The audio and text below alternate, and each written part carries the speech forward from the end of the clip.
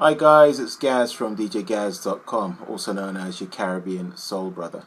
Just a quick video to tell you about the Feeder Matrix. Now, I joined the Feeder Matrix about 3 weeks ago, and within 3 weeks of joining, I've had 3 people join me. Now, let me explain this to you, because I think the shocking truth is, for me, you all don't get it.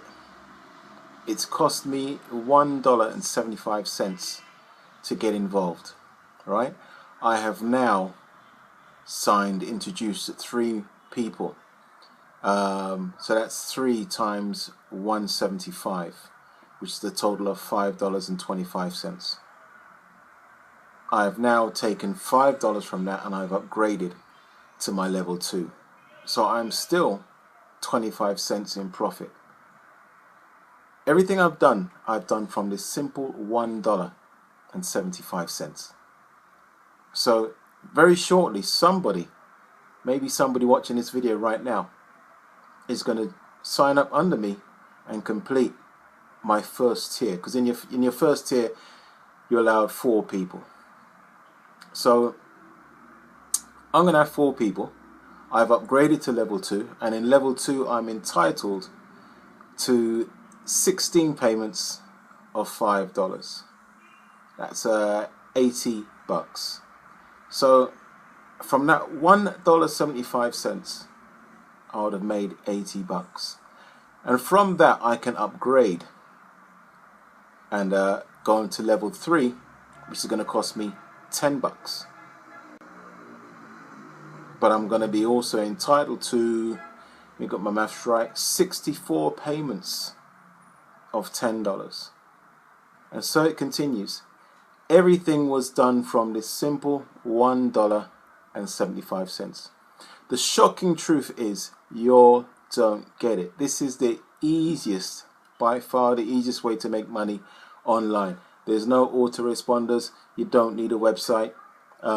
Everything is literally done for you.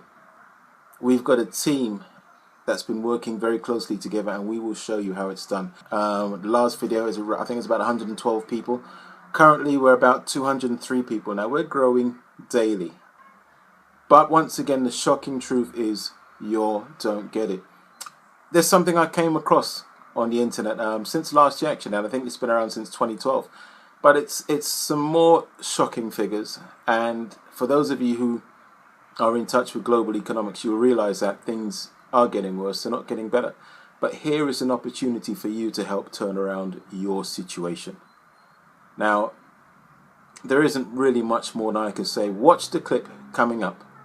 And I think if you really understand what's going on, there's no need to hesitate. Join us. We're having fun with this thing. I mean, it's fun. You know, I'm getting to meet new people from all over the world. But the thing is, you don't need to be skilled. You don't need any experience, because we are here to help you and show you the way. And I'm sure most of you would agree that a potential extra $90,000 at some point this year, whether it's trickling bit by bit, month by month, and you get it before the end of the year, or you go at it hard and you make it all within 3-6 months, either way it comes in, I'm sure you're going to be more than happy that you participated in this. Right now, even rich people would gladly take another $100,000. So watch this clip that's coming up. It's basically going to show you what's really happening in the world of finance. This example is on the US, but I think it really applies to just about everywhere in the world right now. I look forward to hearing from you. I'm going to leave my Facebook link at the bottom of this video, so you can get in touch with me. We can have a chat, and I can tell you more in depth. And if you think you can afford $1.75 to earn a potential $90,000 plus, then get in touch with me. Watch this clip, and I'll talk to you on my next video. There's a chart I saw recently that I can't get out of my head. A Harvard business professor and economist asked more than 5,000 Americans how they thought wealth was distributed in the United States. This is what they said they thought it was. Dividing the country into 5 rough groups of the top, bottom, and middle 3 20% groups, they asked people how they thought the wealth in this country was divided. Then he asked them what they thought was the ideal distribution, and 92%, that's at least 9 out of 10 of them, said it should be more like this. In other words, more equitable than they think it is. Now, that fact is telling, admittedly, the notion that most Americans know that the system is already skewed unfairly. But what's most interesting to me is the reality compared to our perception. The ideal is as far removed from our perception of reality as the actual distribution is from what we think exists in this country. So ignore the ideal for a moment. Here's what we think it is again. And here is the actual distribution. Shockingly skewed. Not only do the bottom 20% and the next 20%, the bottom 40% of Americans barely have any of the wealth. I mean, it's hard to even see them on the chart. But the top 1% has more of the country's wealth than 9 out of 10 Americans believe the entire top 20% should have. Mind-blowing. But let's look at it another way, because I find this chart kind of difficult to wrap my head around. Instead, let's reduce the 311 million Americans to just a representative 100 people. Make it simple. Here they are: teachers, coaches, firefighters, construction workers, engineers, doctors, lawyers, some investment bankers, a CEO, maybe a celebrity or two. Now let's line them up according to their wealth. Poorest people on the left, wealthiest on the right, just a steady row of folks based on their net worth. We'll color code them like we did before based on which 20% quintile they fall into. Now let's reduce the total wealth of the United States, which was roughly $54 trillion in 2009, to this symbolic pile of cash. And let's distribute it among our 100 Americans. Well, here's socialism, all the wealth of the country distributed equally. We all know that won't work. We need to encourage people to work and work hard to achieve that good old American dream and keep our country moving forward. So, here's that ideal we asked everyone about. Something like this curve. This isn't too bad. We've got some incentive, as the wealthiest folks are now about 10 to 20 times better off than the poorest Americans. But hey, even the poor folks aren't actually poor, since the poverty line has stayed almost entirely off the chart. We have a super healthy middle class with a smooth transition into wealth. And yes, Republicans and Democrats alike chose this curve. 9 out of 10 people, 92%, said this was a nice, ideal distribution of America's wealth. But let's move on. This is what people think America's wealth distribution actually looks like. Not as equitable, clearly, but for me, even this still looks pretty great.